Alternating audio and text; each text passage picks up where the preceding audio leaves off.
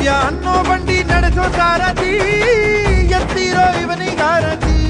ಗೆಲುವು ಅನ್ನೋ ಮಾಯೆ ಸೋಲದು ನಾಳೆಗೆ ಈ ಶುಭ ವೇಳೆ ನನಗೆ ಹೂಮಾಲೆ. ಗುರು ಇಲ್ಲದೆ ನಾ ಗುರಿ ಮುಟ್ಟಿದೆ ನಾ ಹಠವಾದಿಯ ಈ ಪಯಣ ನಿಮಗಾಗಿ ಅಲ್ಲವೇ. ಮನಸ ಜಾತಿಗೆಂದು ನೋವ ಕಳೆಯಲೆಂದು ಧರೆಗೆ ಇಳಿದಿರೋ ಮಾಧವ. ನೀನು ಹರಸಿದರೆ ಮಳೆ ಬೆಳೆಯ ಕೊಡುವಳು ನೀಳೆ. ಭೇದ ಭಾವವೇ ತಿಳಿಯದಿರೋ ತಾಯಿಯ ಮನಸ್ಸು ನಿಂದು ದೊರೆ.